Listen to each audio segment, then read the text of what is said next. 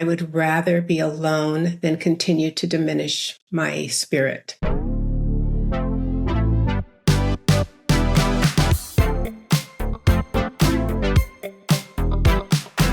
Let's take a quick moment to thank the people that support and sponsor the podcast. When life takes an unexpected turn, you deserve someone who will stand beside you. St. Louis attorney Chris Dully offers experienced one-on-one legal defense. Call 314-384-4000 or 314-DUI-HELP, or you can visit dullylawfirm.com. That's DULLE lawfirm.com for a free consultation. There are moments in life when choosing yourself can be one of the most courageous things you can do. Welcome to Hope Comes to Visit, a space where we honor the stories that shape us and the light that continues to break through. I'm Danielle Elliott-Smith, and I'm so grateful you're here. Today, I'm joined by Deborah Santana, author, activist, and deeply intentional voice for women, for peace, and for social justice. Through her work with her nonprofit, Do a Little, her writing, and her advocacy, Deborah has spent years creating pathways for women and girls to access education, healing, and opportunity. She's the author of the memoir, The Space Between the Stars, and now her newest book, Loving the Fire, Choosing Me, Finding Freedom, invites us into a deeply personal chapter of her life, one of transformation, reclamation, and choosing herself after decades of partnership, motherhood, and public life. It's a story that resonates with anyone standing at a crossroads, wondering what it might look like to fully step into who they are becoming. Deborah, it's truly an honor to have you sitting here with me today. Thank you. How are you? Thank you, Danielle. I am wonderful. Thank you. I am so excited to have this conversation for so many reasons, but primarily because I believe your story, your writing, the work that you do makes other people feel seen. And I think it is a universal experience we need more of. Thank you. Well, one of the things I love to do is be in community with everyone. And I don't want to be in the center. I want to be in a circle. And I really welcome people reading my words and seeing how it touches their hearts and their lives. It's, as I'm reading your words, one of the things that hit me is I found myself nodding along. I told you that before we jumped on. It wasn't the exact words you said, but it was a feeling that I had. So I mentioned that I'm divorced. And while I'm good friends with my ex-husband, there were so many moments in that previous version of me that I felt as though I was playing a starring role in his movie. And that is the feeling that I had reading portions of the version of who you were as someone's wife, as compared to as Deborah. I have written many versions of Loving the Fire, Choosing Me, Finding Freedom. And the most important part of myself I wanted to show was my evolution. I mean, we all start out as one person or with many identities, whatever they may be. And if we're blessed and lucky, we continue to grow and we forage through the forest of life. We forage through the garden and we find the bulbs and the roots and the plants that will enhance who we are so we can continue to grow. And I was told many times that my first memoir, Space Between the Stars, was really a book about other people, even though I thought at the time it was about me. So I was very intentional with Loving the Fire to tell my life now. And of course, I had to backdraft because I was still married when Space Between the Stars ended. But even in that backdraft, I tried to make it brief. I tried to explain what encouraged me to move on with my life. And then I just tried to write about what I'm doing now and how happy I am and what I've found and what I'm serving and who I love. So you're right. It's going from a place of being enmeshed in someone else's life to being free in your own. How does that feel versus how you felt before? Do you think that there was an in-between time when you didn't know that you weren't fully inhabiting yourself? I think I always was inhabiting myself. I have spent all of my adult life meditating and being educated. I mean, I didn't get my master's until I was 57. So I've continued to grow and inhabit myself. But there were layers of what I guess I would call acquiescence to someone else's dream, that I'm not a hardline person. So I think I never would have been able to say, oh gosh, enough of you. What about me?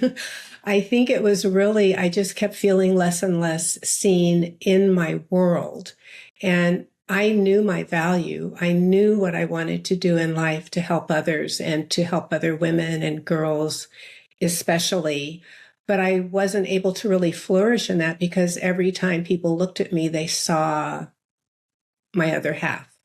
And so I wasn't really able to live the life that I really think God wants me to live until I chose to leave that shadow. What was that process like for you, leaving that shadow? Oh, it was wonderful. I mean, it was painful at the time, of course, but I knew I had to do it. And I had to be really strong and know that this is something that I have to do. Even though I can't see the light at the end of this tunnel, I know it's there. And I would rather be alone than continue to diminish my spirit. What would you say to someone who is in that place right now where they're thinking, I'm not shining the way I should be? I can recognize that I am making myself smaller to make someone else bigger. And that wasn't my plan. I didn't try to, it just sort of happened. But I recognize that I would rather move out of this relationship, move into a place, do the hard things, be alone, and do the work on myself. But I'm afraid.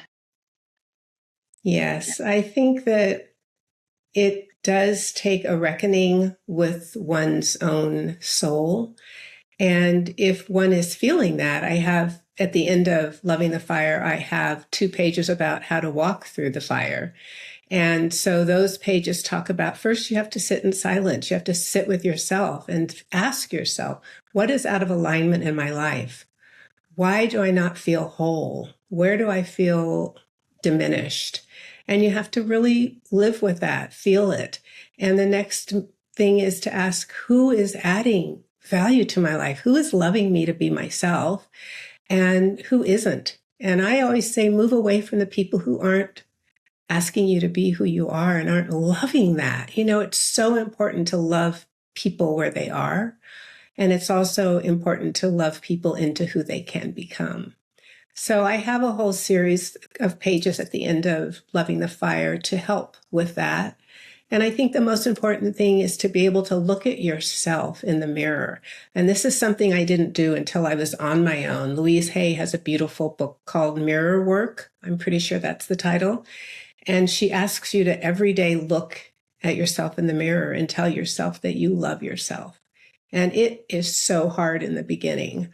And I think yet that is so important for all of us because everyone doesn't need to leave a relationship. Some people have beautiful relationships where they're equal and the one person loves them as much as they love themselves. And so it's not for everyone to make a choice to move on, but for those of us who it is, we have to love ourselves. Well, it's funny because there's a quote that you used in the book, and it was a quote by Alberto. Is it Villoldo?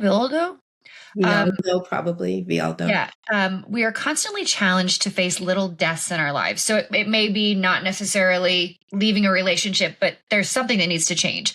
A relationship ending, loss of a loved one, a career, a cherished time in our lives. During transitions, we have time to reinvent ourselves.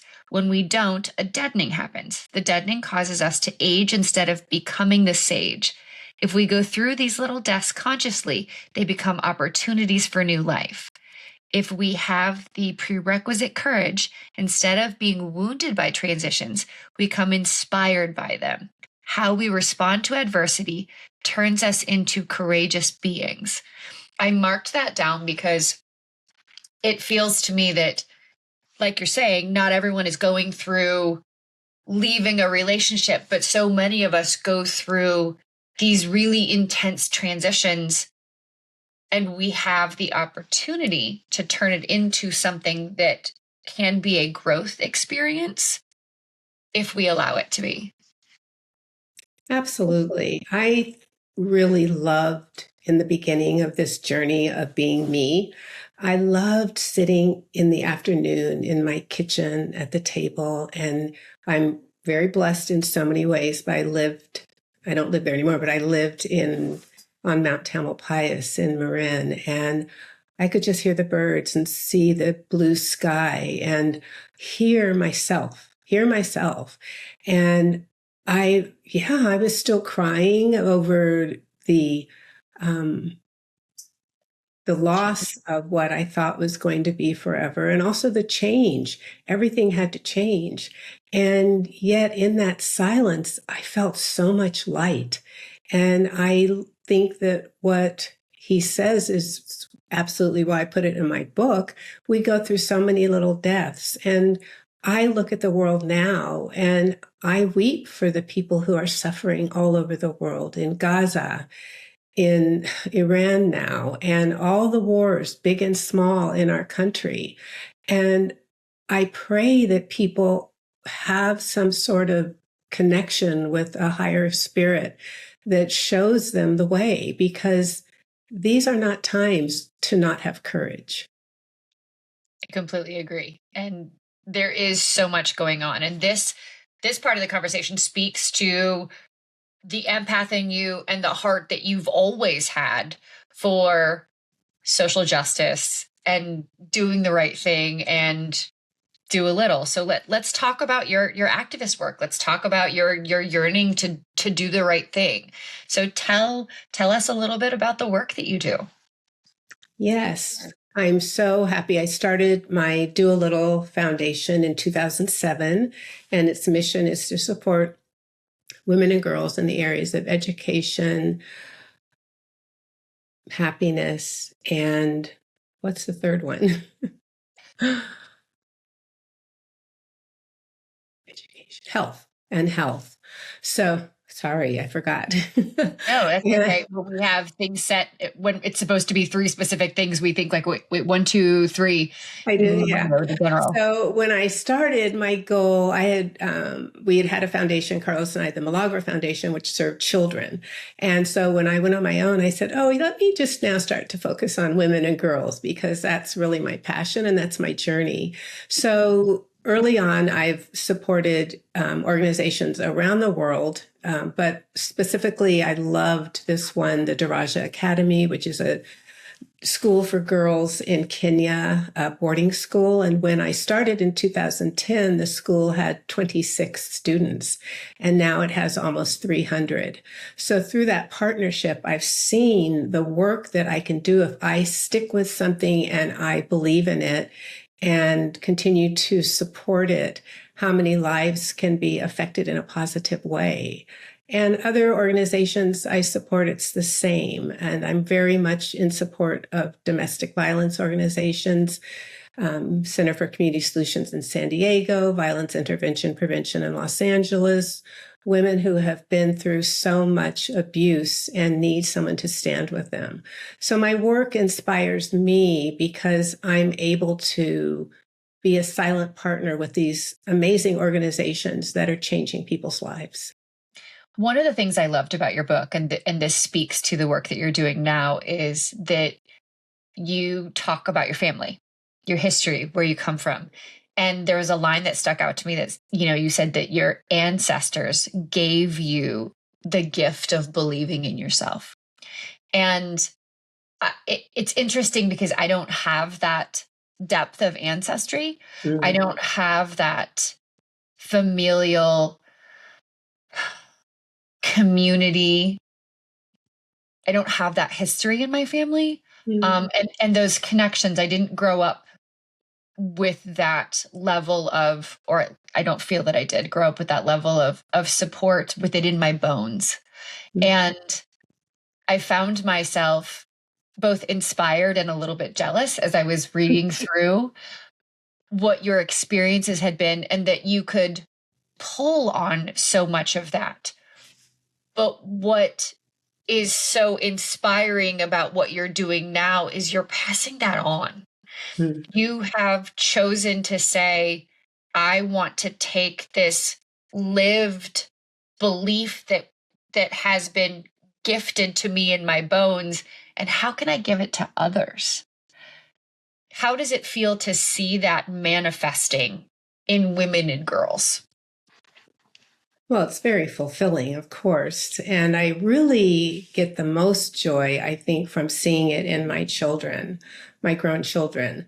They are formidable activists. And I love that they're teaching me now about so many organizations that are up and coming, and they're a lot more free with how they support people. They just go out and support someone who they find out about, and they don't have to do any vetting or looking. I mean, they do some vetting, of course, but to raise 3 activists who are going to change this world also is as important to me as me being of service to humanity. And I see in my beautiful adult children that ancestry.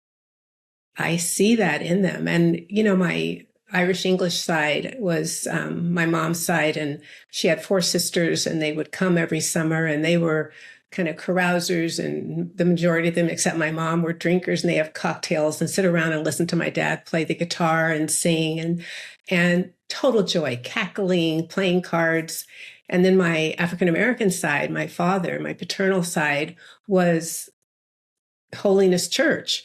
And so we would be together in service and communion and fasting and praying. And I love that blend. I just love the blend of learning early on that families can be filled with all of these unique individuals with amazing histories and amazing futures, and that I can sit in that amazing educational experience, and it's connected to me in a way that I wouldn't have been able to have any other way. What's so neat about that is, even as I'm listening to describe it, that is how I've tried to raise my children, even without all of that history. What I have hoped more than anything is that they would be inspired by curiosity. Yes. That they would always find themselves in new situations. They would seek out new situations. And rather than being put off by something they didn't know or didn't understand, they would ask. They would say, tell me more. If someone presented them with a new food or a new experience or something religious they weren't familiar with, rather than saying, that's not how we do things, they would say, I don't know about that. Tell me about it. I want to learn more. And I too have adult children, and watching them grow into their activism and grow into their opinions and grow into their feelings about the world has been one of the greatest gifts of my life. And I know you're seeing the very same in your kids as well. What do you want your kids to say about you at the end of the day? I was there for them all the time with love and support. And I wanted to teach them to have tremendous compassion for themselves as they walk through this life. I love that. How does it feel now to be standing on your own 2 feet? And I know you mentioned in the book at one point going on a trip to Mexico and not being asked about your former partner, not having people say, are you related to? Now getting to be Deborah, not someone's wife. Yes, well, it's been a long time, so I've really grown into my anonymity. I love going places. I don't think anymore that someone's looking at me or thinking about my last name or anything. I just live free now, and it's It's really a gift, and it puts a smile on my face every day. I'm so grateful for my life. I love my life. I look forward to more adventures, and especially with this book, I really look forward to touching other people with my experience and my growth. What has been the most challenging piece about this journey for you?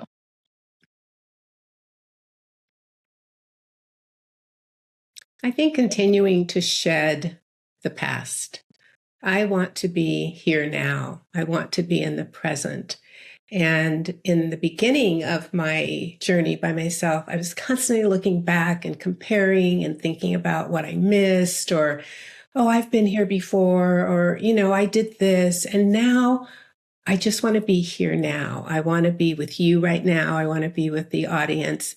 I want to be in this moment of um, seeing life from 30,000 feet and yet being present in exactly what's happening in this moment. And I really am doing pretty well with that. I try not to judge other people. That's really a big thing for me. And I think in this world of division and in the news every day, someone is judging someone and condemning someone every day. And I don't want to do that. I want to look at someone and think, oh, I want to be the rainbow in your cloud. I want to be the person who doesn't burden you with what I think. And I want to be the person who can offer love, even in a glance. That's beautiful. My daughter sent me a TikTok yesterday, and it was this is me looking at my mom as she is doing the things she loves. And it's like, oh, that's so cute. That's so adorable. I love seeing her so happy. How have your kids been with your evolution? How have they been watching you grow into this free version of you? Well, we travel together a lot. I really love to be with my family. My two children who are here have grandkids for me. They have children of their own. And my daughter who lives in Connecticut, I try to be with her as much as possible. And I think they're always just so supportive. And I just love that. If I say, oh, I'm a little worried about this, or gosh, I'm nervous about my memoir coming out, and they just say, oh, Mom, go for it. You can do this. We believe in you. And it's reciprocal. So I know I'm fortunate. I just want the best for them, and they want the best for me. Deborah, how do you define hope?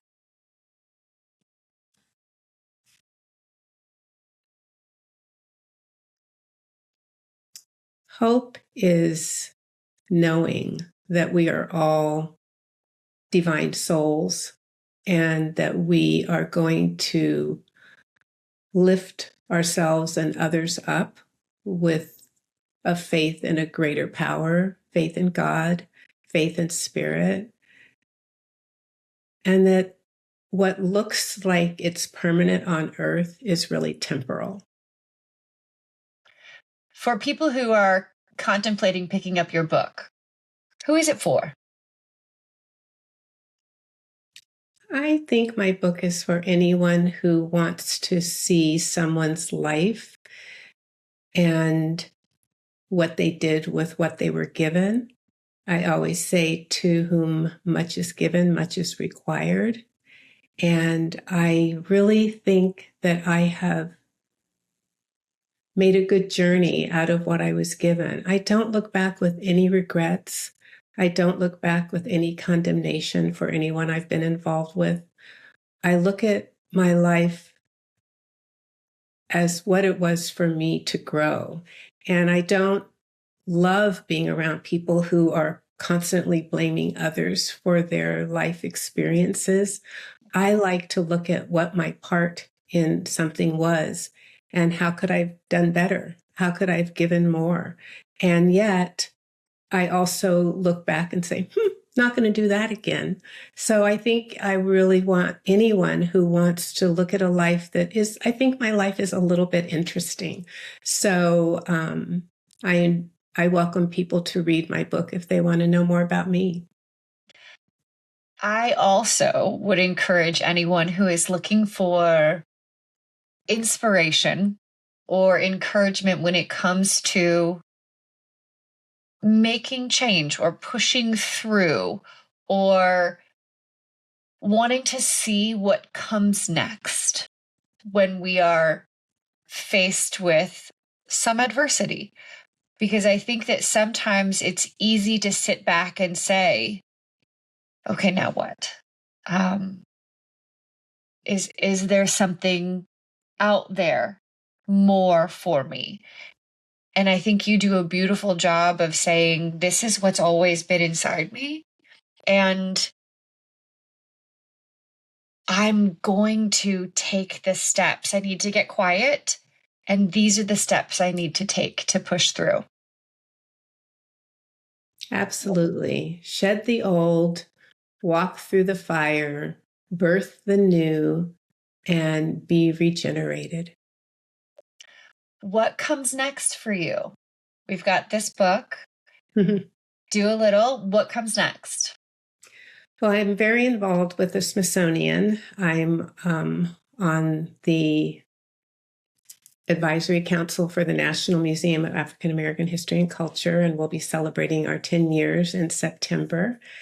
I'm also a lead donor and co-chair of the steering committee for the Courage Museum in the Presidio in San Francisco, and we will be opening next year. And our mission is to show people that violence is not an inevitable part of life, and we want to offer change to human beings who don't know yet that violence is not a necessary part of life.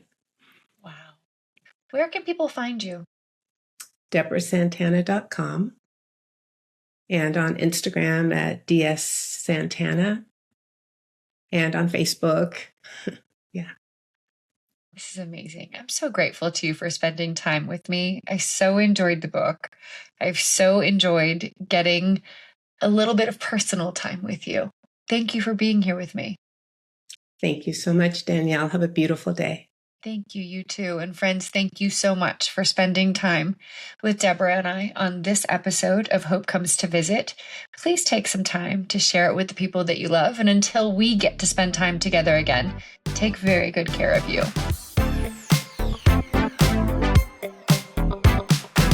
Naturally, it's important to thank the people who support and sponsor the podcast. This episode is supported by Chris Dully, a trusted criminal defense attorney and friend of mine here in St. Louis, who believes in second chances and solid representation.